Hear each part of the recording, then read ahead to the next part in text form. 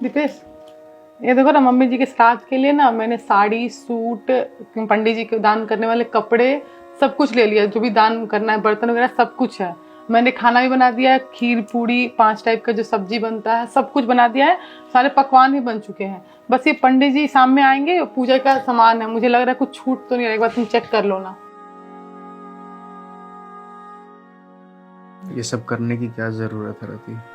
कैसी बातें कर रहे हो दीपेश?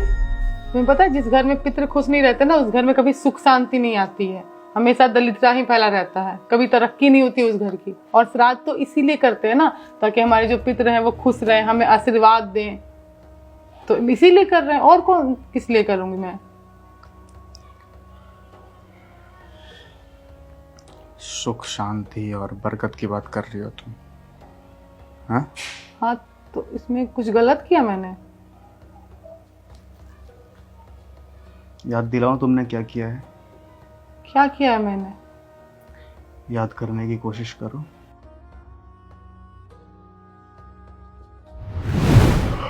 रति के लिए स्पाई ले आना यार। लाती।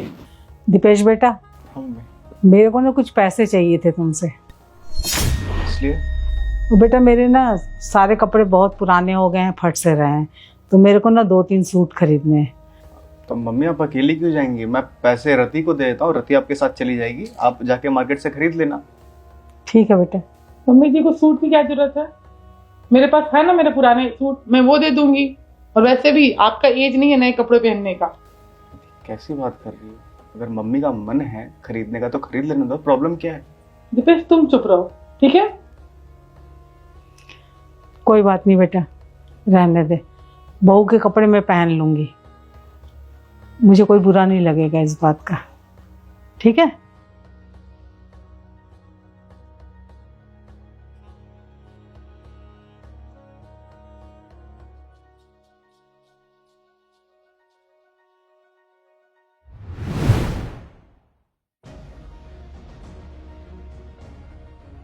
ये लो, खा लो।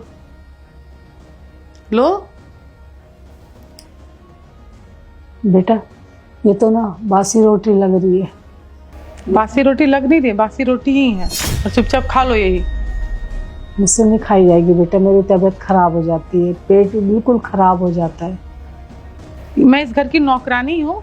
ये तुम्हें होटल लग रहा है कि तुम ऑर्डर दोगी और तुम्हारे लिए गर्मा गर्म रोटी बन के आ जाएगी? जो मिल रहा है ना वो चुपचाप खा लो, वरना ये भी नसीब नहीं होगा। बेटा, एक रोटी बनाने के लिए तो बोल रही हूँ मैं, बना दे, ताजी रोटी खा लूंगी। खाने का इतना ही शौक है ना, जाओ किचन में खुद से बना। मैं नौकरानी नहीं हूँ तुम्हारी। बड़ा ही एक रोटी खाने का मन है, खाना है तो खाओ, वरना ये भी लेके चली जाऊंगी।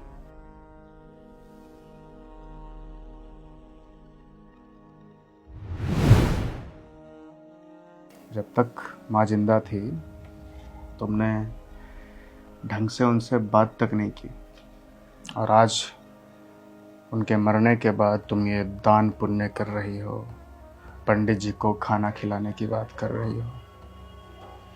क्या पंडित जी को खाना खिलाने से क्या वो खाना माँ के पेट में चला जाएगा? क्या माँ खाना खा लेंगी? जो कपड़े तुम दान पुण्य कर रही हो, क्या उन कपड़ों को माँ स्वीकार कर लेगी? हाँ, या फिर क्या वो तुम्हें माफ़ कर देगी? जीते जी तुमने आज तक कभी उनकी इज्जत नहीं की, तो मरने के बाद ये ड्रामे क्यों कर रही हो यार? क्या मतलब है इसका? कोई मतलब है क्या? अगर आप किसी की जीते जी इज्जत नहीं कर सकते ना, तो मरने के बाद ये ड्रामे भी नहीं करने चाहिए।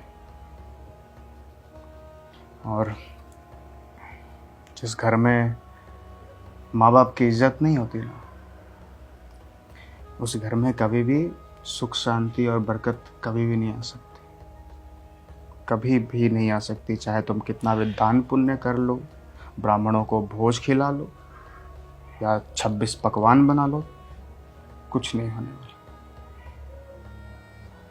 और जो कुछ तुमने किया है ना रति, वो तुम्हें भुगतना पड़ेगा।